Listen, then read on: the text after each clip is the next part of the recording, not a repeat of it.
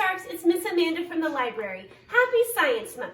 This week we're learning about the great minds of science. And today we're going to learn about someone named Wilson Bentley. He learned how to photograph snowflakes. How cool is that? I hope you guys enjoy Snowflake Bentley.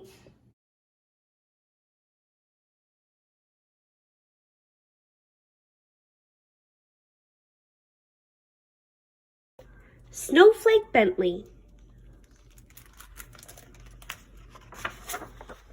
Written by Jacqueline Briggs Martin. Illustrated by Mary Azarian. In the days when farmers worked with ox and sled and cut the dark with lantern light, there lived a boy who loved snow more than anything else in the world. Willie Bentley's happiest days were snowstorm days. He watched snowflakes fall on his mittens and dried grass of Vermont farm fields on the dark metal handle of the barn door. He said snow was as beautiful as butterflies or apple blossoms. He could net butterflies and show them to his older brother, Charlie. He could pick apple blossoms and take them to his mother, but he could not share snowflakes because he could not save them. When his mother gave him an old microscope, he used it to look at flowers, raindrops, and blades of grass. Best of all, he used it to look at snow. While other children built forts and pelted snowballs at rooster crows, Willie was catching single snowflakes. Day after stormy day, he studied the icy crystals. Their intricate patterns were even more beautiful than he had imagined. He expected to find whole flakes that were the same, that were copied of each other. But he never did. Willie decided he must find a way to save snowflakes so others could see their wonderful designs. For 3 winters he tried drawing snow crystals. They always melted before he could finish. When he was 16, Willie read of a camera with its own microscope. If I had that camera, I could photograph snowflakes, he told his mother. Willie's mother knew he would not be happy until he could share what he had seen. Fussing with snow is just foolishness, his father said. Still, he loved his son. When Willie was 17, his parents spent their savings and bought the camera. It was taller than a newborn calf and cost as much as his father's herd of 10 cows. Willie was sure it was the best of all cameras. Even so, his first pictures were failures, no better than shadows, yet he would not quit. Mistake by mistake, snowflake by snowflake, Willie worked through every storm. Winter ended, the snow melted, and he had no good pictures. He waited for another season of snow.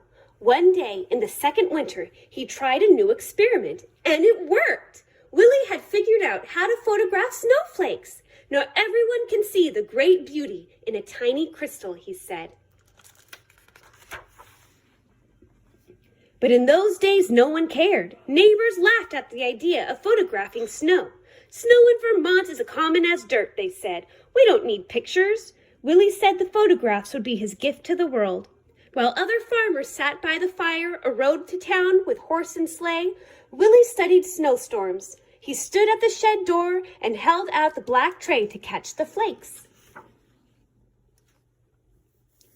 When he found only jumbled broken crystals, he brushed the tray clean with a turkey feather and held it out again. He waited hours for just the right crystal and didn't notice the cold.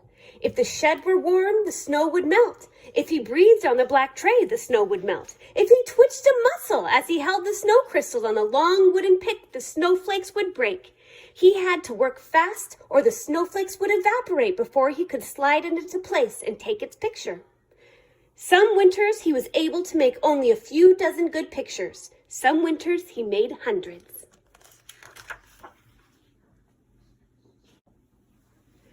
Willie so loved the beauty of nature he took pictures in all seasons. In the summer, his nieces and nephews rubbed coat hangers with sticky pitch from spruce trees.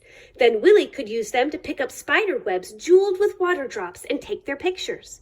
On fall nights, he would gently tie a grasshopper to a flower so he could find it in the morning and photograph the dew-covered insect. But his snow crystal pictures were always his favorites. He gave copies away or sold them for a few cents. He made special pictures as gifts for birthdays. He held evening slideshows on the lawn for his friends. Children and adults sat on the grass and watched while Willie projected his slides onto a sheet hung over a clothesline.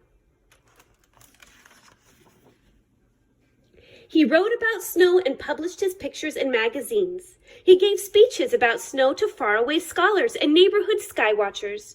"You are doing great work," said a professor from Wisconsin. The little farmer came to be known as the world's expert on snow, the Snowflake Man.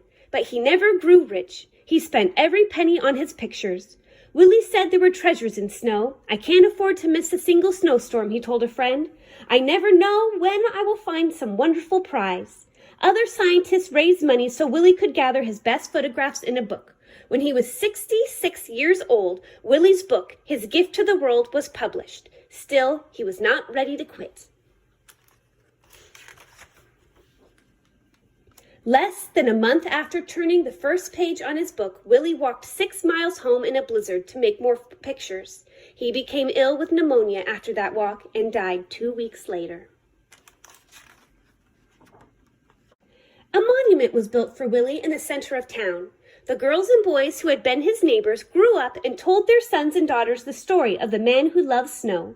40 years after Wilson Bentley's death, children in his village worked to set up a museum in honor of the farmer scientist. And his book has taken the delicate snow crystals that once blew across Vermont, past mountains, over the earth. Neighbors and strangers have come to know of the icy wonders that land on their own mittens thanks to Snowflake Bentley.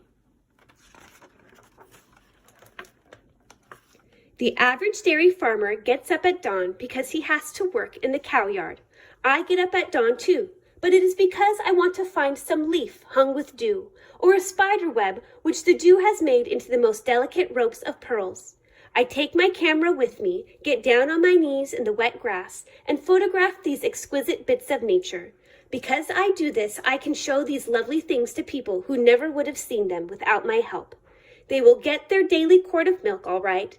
Other farmers will attend to that, but I think I am giving them something which is just as important. W.A. Bentley.